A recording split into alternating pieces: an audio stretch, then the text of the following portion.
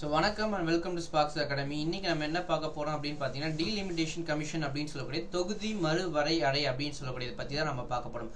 அப்படினா என்ன டீலிமிட்டேஷன் கமிஷன்னா யாரால உருவாக்கப்படுது, இது எத்தனை பேர் குழு கொண்டது, இது ஏன் உருவாக்குறாங்க, இதுக்கே நம்ம தமிழ்நாடு அப்படினு சொல்லக்கூடியது கண்டனம் தெரிவித்தாங்க அப்படிங்கறத பத்தி தான் நம்ம பார்க்க போறோம். ஓகேங்களா? சோ அதுக்கு முன்னாடி பாத்தீங்க அப்படினா இப்ப குரூப் 1 ஆஸ்பிரண்ட்காக பாத்தீங்க அப்படினா நம்ம புதுசா ஒரு டெஸ்ட் பேட்ச் ஒன்னு ஸ்டார்ட் பண்ண போறோம்ங்களா. சோ இந்த டெஸ்ட் பேட்ச் என்னைக்கு ஆரம்பிக்கப்படுது அப்படினு பாத்தீங்கன்னா மார்ச் மாதம் 26ஆம் தேதி இது ஆரம்பிக்க ஓகேங்களா. சோ இதுல எத்தனை டெஸ்ட் உங்களுக்கு இருக்கு அப்படினு பாத்தீங்கன்னா மொத்தமா 30க்கு மேற்பட்ட டெஸ்ட் இதுல இருக்கு. ஓகேங்களா? கிட்டத்தட்ட உங்களுக்கு 6000 क्वेश्चंस கூடியது இந்த டெஸ்ட் பேட்ச் அப்படினு சொல்லக்கூடிய. ஓகேங்களா? சோ இந்த டெஸ்ட் பேட்ச்க்கான ஷெட்யூல் அப்படிங்கிறது பாத்தீங்கன்னா கீழ டிஸ்கிரிப்ஷன்ல இருக்கு.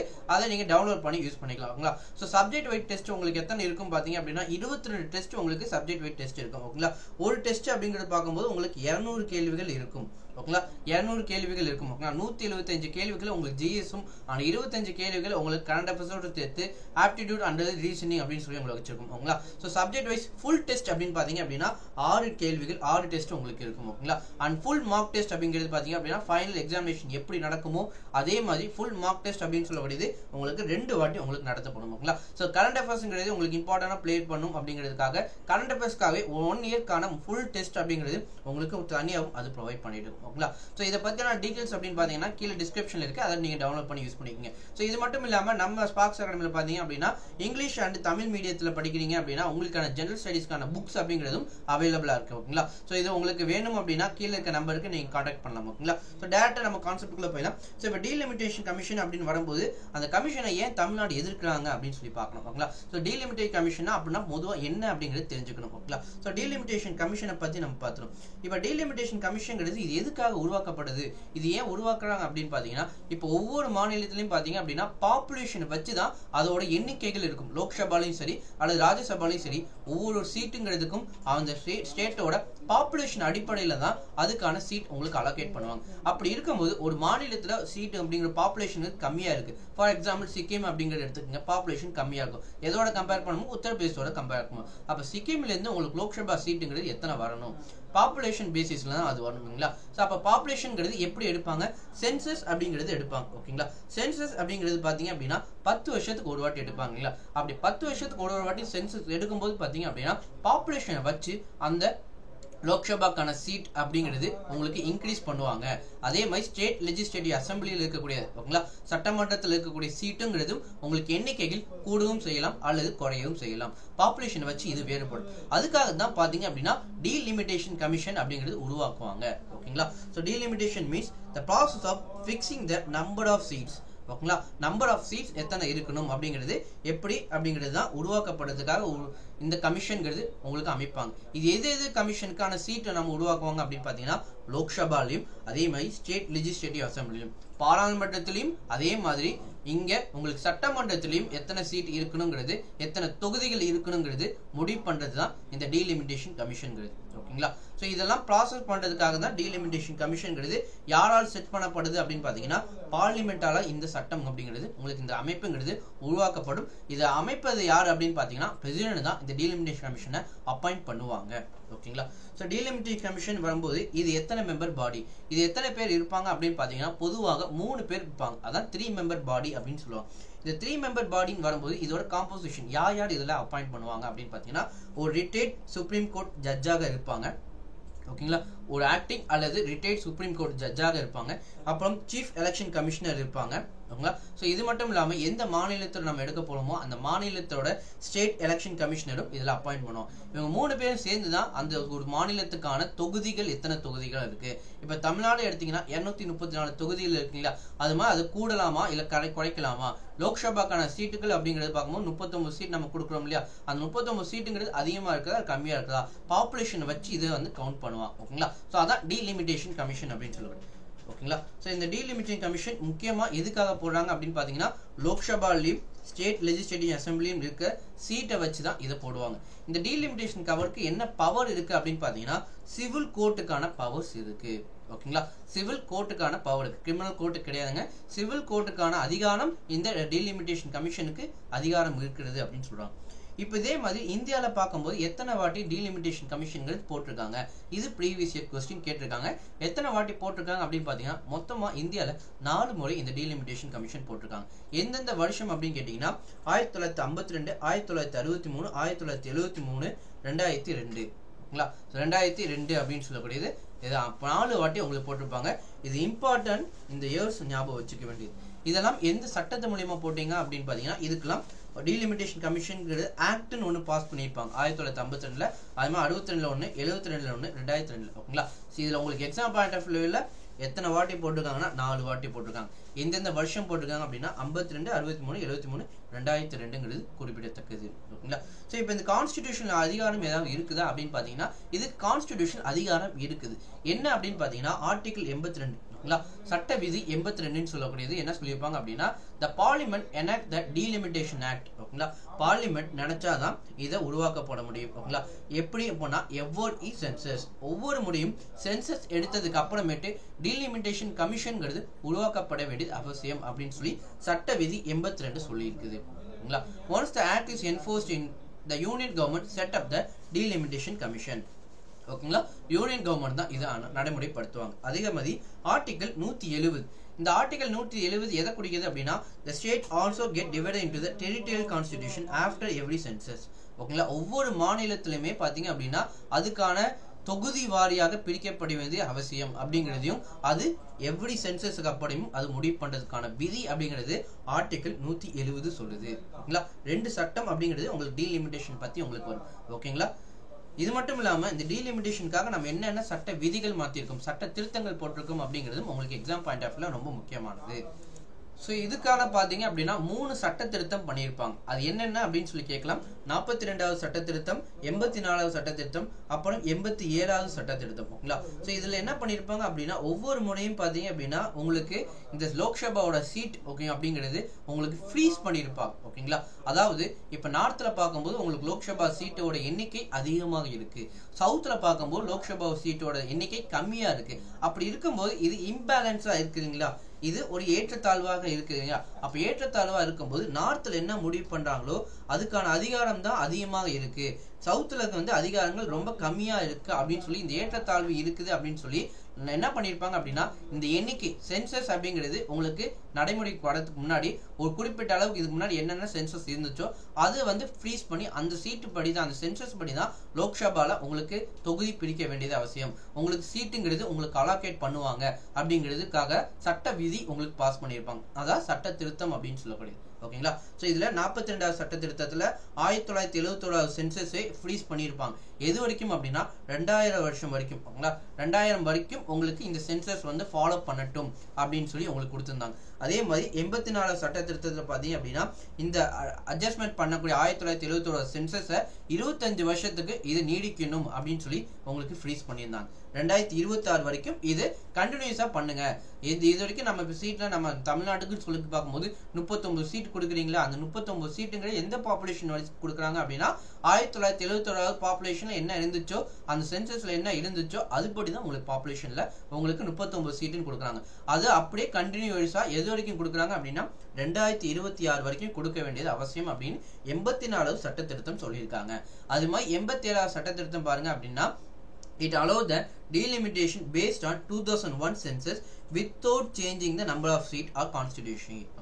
2001 சென்சஸ் அப்படியே ஃபாலோ பண்ணட்டும், ஆனா எந்த ஒரு மாற்றமும் பண்ண வேண்டாம் அப்படின்னு சொல்லி தான் சட்ட திருத்தம் உங்களுக்கு பண்ணியிருப்பாங்க. அதான் 87வது சட்ட திருத்தம்.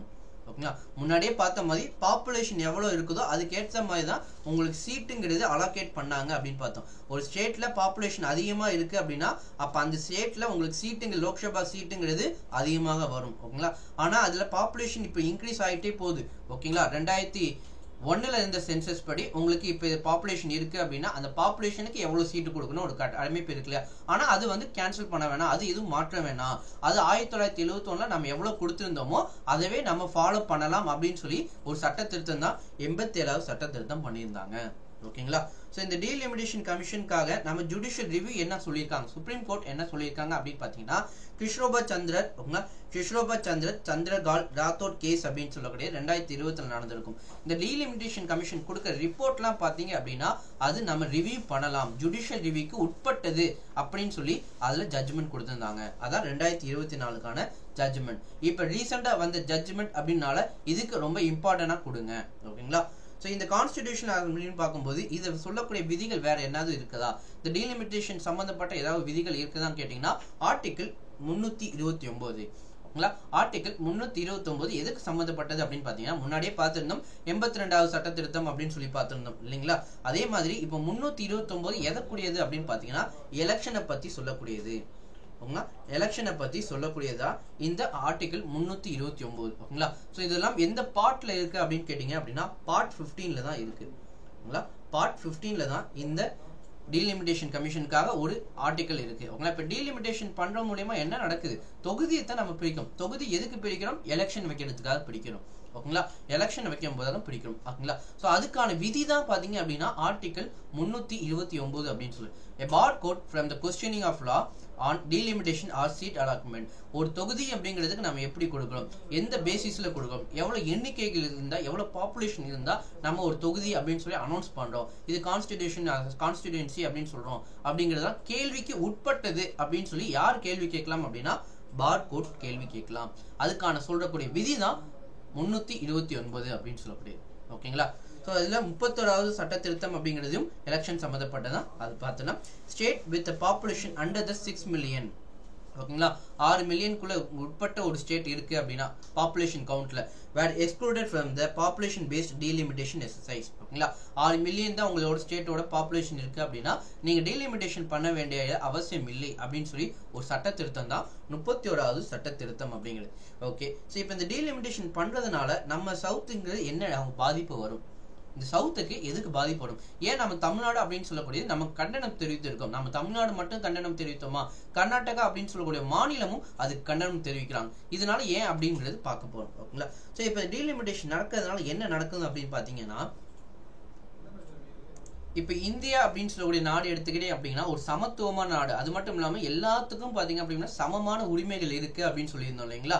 சோ அப்படி பார்க்கும்போது பாத்தீங்க அப்படின்னா இப்ப டீலிமிடேஷன் பண்ணிட்டோம் அப்படின்னா பாப்புலேஷன் எங்க அதிகமா இருக்குதோ அந்த இடத்துக்கு அதிகமான தொகுதிகளை பிரிக்கப்பட வேண்டிய அவசியம். அப்ப அந்த இடத்துக்கான பாத்தீங்கன்னா சீட், ஓகேங்களா, நம்பர் ஆஃப் சீட்டுங்கிறது உங்களுக்கு அதிகமா கொடுக்கப்படும். அப்ப பாப்புலேஷன் அதிகமா இருக்கிற இடத்துல உங்களுக்கு சீட்டுங்கிறதும் அதிகமாக இருக்கிறது. அதே மாதிரி எந்த இடத்துல பாப்புலேஷன் கம்மியா இருக்குதோ அதுக்கான லோக்சபாக்கான சீட்டும் அப்ப கம்மியா இருக்கு. அப்ப லோக்சபா அப்படின்னு வரும்போது அப்ப பார்லிமெண்ட் வரும்போது உங்களுக்கு லோக்சபா அப்படின்னு வரும்போது உங்களுக்கு மெஜாரிட்டின்னு எடுக்கும்போது உங்களுக்கு மெஜாரிட்டியா எந்த ஸ்டேட் இருக்குன்னா ஒரு பர்டிகுலரா 3-4 ஸ்டேட் தான் இருக்குது.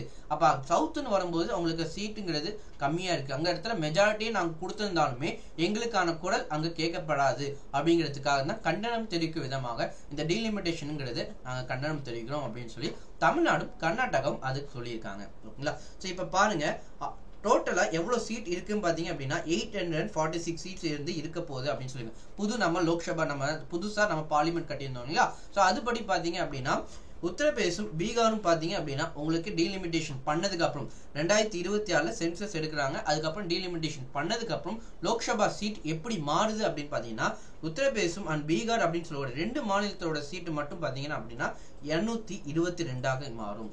அதே மாதிரி மொத்தமா சதர்ன் ஸ்டேட் எல்லாமே கர்நாடகா, கேரளா, ஆந்திரா, தெலுங்கானா, தமிழ்நாடு இந்த மொத்தமா இருக்கக்கூடிய ஸ்டேட்டோட எண்ணிக்கை மொத்தமா லோக்சபாக்கு எவ்வளவு வருது அப்படின்னா 165 ஸ்டேட் தான் வருது. மீதி 461 ஸ்டேட்டுங்கிறது மீதி எல்லா ஸ்டேட்டுமே. அப்ப மெஜாரிட்டியா உங்களுக்கு முடிவு பண்ணும் அப்படின்னா உங்களுக்கு 2 ஸ்டேட்டை கவர் பண்ணியிருந்தாவே மெஜாரிட்டி அவங்களுக்கான ஃபேவரட்டான ஒரு சட்டத்தை உங்களுக்காக இயக்கவும் முடியும் அல்லது அவங்களுக்கு எதிரான ஒரு சட்டத்தையும் இயக்கிறதுக்காக முடியும் அப்படின்னு சொல்றதுக்கு தான் உத்தரப்பிரதேசம் பீகார் அப்படின்னு சொல்ற 2 மாநிலத்தை கவர் பண்ணா போதும் அப்படின்னு சொல்லி ஒரு எண்ணிக்கை உருவாகிறதுக்கான வாய்ப்பு இருக்கு. இது டெமோக்ரஸிக்கு எதிரானதாக இருக்கும். ஓகேங்களா. இது டெமோக்ரஸி அதாவது மக்களாட்சிக்கு இது எதிராக இருக்கும். மக்களாட்சினா என்ன, மக்களால் தேர்ந்தெடுக்கப்பட்ட நபர்கள் அங்கெல்லாம் ஒன்னாக சேர்ந்து அவங்களுக்கான உரிமைகளுக்காக ஒரு சட்ட விதிகள் இயக்கப்படுதான் மக்களாட்சின்னு சொல்லுது. அந்த மக்களாட்சிக்கு எதிரானதாக இது அமையறதுக்கான வாய்ப்புகள் இருக்கு அப்படின்னு சொல்லி தான் இது கண்டனம் தெரிவிச்சிருப்பாங்க. மொத்தமா இந்த சதர்ன் ஸ்டேட் வரும்போது உங்களுக்கு தமிழ்நாடு, கேரளா, கர்நாடகா, ஆந்திரா, தெலுங்கானா அப்படின்னு சொல்லக்கூடிய பகுதி எல்லாமே சேர்ந்து வரும். ஓகேங்களா. ஸோ இது மட்டும் இதுல மொத்தமா சீட்டு பாத்தீங்கன்னா 165 தான் வருது. ஆனா உத்தரப்பிரதேஷ், பீகார் அப்படின்னு சொல்லுவாங்க 2 மாநிலத்தோட சீட்டு மட்டுமே 222 வரதுக்கான வாய்ப்பு இருக்கு. அப்ப இதுல உங்களுக்கு பாத்தீங்க அப்படின்னா உங்களுக்கு நியாயமான ரெப்ரசன்டேஷன் கிடைக்காது, அன்ஃபேராக இருக்குது அப்படின்னு சொல்லி ஒரு வார்த்தை அவங்க பயன்படுத்தியிருப்பாங்க. ஓகேங்களா, அன்ஃபேராக இருக்குது அப்படின்னு சொல்றாங்க. இது நியாயமான முறையில இந்த டீலிமிட்டேஷன் நடக்கிறது இருக்காது அப்படிங்கிறதுக்காக இது கண்டனம் தெரிவித்திருக்காங்க. ஓகேங்களா. ஸோ இதை பாத்தீங்க அப்படின்னா இப்ப 2026 படி பாத்தீங்க 543 சீட் இருக்குன்னு வைங்க. ஓகேங்களா, இப்ப 543 சீட் இப்போதைக்கு இருக்குது அப்படின்னா லோக்சபால அந்த 543 சீட்ல 2026 பாப்புலேஷன் படி எடுத்திருந்தாங்க அப்படின்னா டீலிமிட்டேஷன் பண்ணதுக்கு அப்புறம் அது எவ்வளவு கூடுறதுக்கு வாய்ப்பு இருக்கு அப்படின்னா 39 சீட்டு தான் நம்மளுக்கு இப்போதைக்கு தற்போதுல இருக்குது. அந்த 39 சீட்டுக்கான வாய்ப்புகள் அப்படி 8 சீட் கம்மியாகி 31 சீட் வரதுக்கு வாய்ப்புகள் இருக்கு. ஓகேங்களா. சப்போஸ் லோக்சபால பாத்தீங்க அப்படின்னா 848 சீட் இருக்கிற மாதிரி இருக்கு அப்படின்னா ஓகேங்களா, சீட்டுகளை எண்ணிக்கையில உள்ள பாத்தீங்க அப்படின்னா 848 சீட், அதாவது புதுசா உருவாக்குனாங்க இல்லைங்களா, கட்டினாங்க இல்லையா பார்லிமெண்ட், அந்த பார்லிமெண்ட்ல 848 அறிக்கைகள் இருக்குது அப்படின்னு சொல்றாங்க. அதுல பாத்தீங்க அப்படின்னா இந்த 848 சீட்டு இருக்குன்படி இந்த 2026 பாப்புலேஷன் எடுத்திருந்தாங்க அப்படின்னா அதுல பாத்தீங்க அப்படின்னா தமிழ்நாட்டில் 39 சீட் இருந்ததை 49 சீட், கிட்டத்தட்ட 10 சீட்டுகள் அதிகமாக கூடுறதுக்கு வாய்ப்பு இருக்கு. ஆனா அப்படியே நீங்க உத்தரப்பிரதேஷ் எடுத்தீங்க பாத்தீங்கன்னா 243 சீட் இருக்கக்கூடிய இடத்துல 80 சீட் இருக்குது. இப்ப தற்போதுல உங்களுக்கு 80 சீட்டு தான் உங்களுக்கு உத்தரப்பிரதேசத்துல இருந்து கொடுக்குறாங்க, லோக்சபா தொகுதிகள் கொடுக்குறாங்க. ஆனா அது எவ்வளவு இன்க்ரீஸ் ஆகும் அப்படின்னா 11 இன்க்ரீஸ் ஆகிறதுக்கு வாய்ப்பு இருக்கு. இதே இது 848 வரும்போது உங்களுக்கு 63 சீட்டுகள் இன்க்ரீஸ் ஆகுது. ஓகேங்களா, 63 சீட்டுகள் இன்க்ரீஸ் ஆகுது. இதுதான் பாத்தீங்க அப்படின்னா அன்ஃபேர் அப்படின்னு சொல்லி உங்களுக்கு ஒரு ஸ்டேட்மெண்டாக சொல்லியிருப்பாங்க. ஓகேங்களா, அன்ஃபேரா இருக்கு, ஏன்னா ஏற்றத்தாழ்வுகள் அதிகமாக இருக்குது. உங்களுக்கு முக்கியமா பாத்தீங்க அப்படின்னா நார்த்ல உத்தரப்பிரதேசம், பீகார் 2 ஸ்டேட்டுமே உங்களுக்கு அதிகமான உங்களுக்கு மெஜாரிட்டி இருக்கு. அப்படின்னா உங்களுக்கு யூனியன் கவர்மெண்ட் என்னென்ன சொல்றாங்க, ஒன்றிய அரசு என்ன முடிவு எடுக்கிறாங்களோ அதுக்கு உங்களுக்கு மத்திய இடத்துல இருக்கக்கூடிய மாநில கவர்மெண்ட் எல்லாமே உங்களுக்கு அதுல உடன்பட்டு ஆக வேண்டிய கட்டாயத்துக்கு நாங்கள் தள்ளப்படுகிறோம் அப்படின்னு சொல்லி தான் அவங்க கண்டனம் தெரிவிப்பாங்க. ஓகேங்களா. ஸோ இது மட்டும் இல்லாம வேற என்னென்ன உங்களுக்கு வரதுக்கு வாய்ப்பு இருக்கு அப்படின்னா த்ரெட் டு ஃபெடரலிசம் சொல்லுவாங்க. அதாவது ஃபெடரல் அப்படிங்கிற வார்த்தைக்கு பாத்தீங்க அப்படின்னா சென்ட்ரல் அப்படின்னு சொல்லக்கூடியது, சென்ட்ரல் அப்படின்னு சொல்லக்கூடியதுக்கும் ஸ்டேட் அப்படின்னு சொல்லக்கூடியதுக்கும் ரெண்டுக்கும் ஒரு புரிந்த உணவுல உங்களுக்கு நடக்கும். சென்ட்ரல்ல பாத்தீங்க அப்படின்னா வேற கவர்மெண்ட் இருக்கு, ஸ்டேட்ல பாத்தீங்க அப்படின்னா வேற கவர்மெண்ட் இருக்கு. அப்படின்னா இந்த 2 கவர்மெண்ட்டுக்கும் நடுவுல பாத்தீங்கன்னா ஒரு புரிந்தமான ஒரு ஒப்புதல் கோஆபரேஷன் மூலியமா ஒரு ஆர்கனைசேஷன் மாதிரி ஃபார்ம் பண்ணி ஓகேங்களா ஒரு கவர்மெண்ட் நடக்குது அப்படின்னா அது பேர் ஃபெடரல் அப்படின்னு சொல்லலாம். ஓகேங்களா. ஸோ இந்த ஃபெடரலுக்கு அதுக்கு பாதிப்பு வரதுக்கான வாய்ப்பு இருக்கு அப்படின்னு சொல்றாங்க. ஓகேங்களா. ஸோ இது மட்டும் இல்லாம discourage to the good governance. ஓகேங்களா, குட் கவர்னன்ஸ் நடக்கிறதுக்கான வாய்ப்பு இருக்கு. நார்த் சவுத் டிவிஷன்ஸ் அதிகமாகும். ஓகேங்களா, பிரிவினை உங்களுக்கு அதிகமா வரதுக்கான வாய்ப்புகள் இருக்கு. நார்த் அப்படின்னு சொல்லக்கூடிய பிரிவினையும் சவுத் அப்படின்னு சொல்லக்கூடிய பிரிவினையும் வரதுக்கான வாய்ப்பு இருக்கு. இது மட்டும் இல்லாம ரிசோர்ஸ் அலோகேஷன் உங்களுக்கு டிஃபர் ஆகும். எந்த இடத்துல உங்களுக்கு அதிகமான ரிசோர்ஸ் இருக்குதோ அந்த இடத்துக்கு தான் பாத்தீங்கன்னா உங்களுக்கு அதிகமான ஸ்கீம்ஸ் வரதுக்கு வாய்ப்பு இருக்கும். அப்ப ரிசோர்ஸ் இல்லாத இடம்லாம் பாத்தீங்கன்னா உங்களுக்கு டெவலப்மெண்ட்ங்கிறது உங்களுக்கு இன்செக்யூரா இருக்கும், அதே மாதிரி உங்களுக்கு ஏற்றத்தாழ்வாக இருக்கும் அப்படின்னு சொல்லி உங்களுக்கு வாய்ப்பு இருக்கு. ஓகேங்களா. ஸோ இது மட்டும் இல்லாம எக்ஸாம் பாயிண்ட் ஆஃப் வியூல இது உங்களுக்கு எப்படி கேட்டிருக்காங்க அப்படின்னு சொல்லி பார்க்கலாம். ஓகேங்களா. So how many delimitation commission have been constituted by the government of India till December 2023.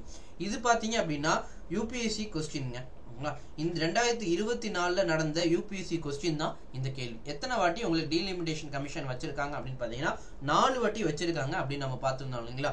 So இதே மாதிரி உங்களுக்கான கேள்வி என்ன அப்படின்னு பாத்தீங்கன்னா டீலிமிட்டேஷன் பத்தி ஒரு ஸ்டேட்மெண்ட் 2 ஸ்டேட்மெண்ட் கொடுத்துருக்காங்க. இதை பத்தி எந்த ஸ்டேட்மெண்ட் சரியானது அப்படின்னு தெரிஞ்சு அப்படின்னா கீழே இருக்க கமெண்ட் செக்ஷனுக்கு நீங்க கமெண்ட் பண்ணுங்க. ஓகேங்களா. ஸோ இந்த செஷன்ங்கிறது உங்களுக்கு யூஸ்ஃபுல்லா இருக்கும்னு நினைக்கிறேன். இதே மாதிரி மீண்டும் அடுத்த ஒரு ஸ்டாட்டிக்கான கரண்ட் அஃபேர்ஸ்ல நம்ம சந்திப்போம். தேங்க்யூ.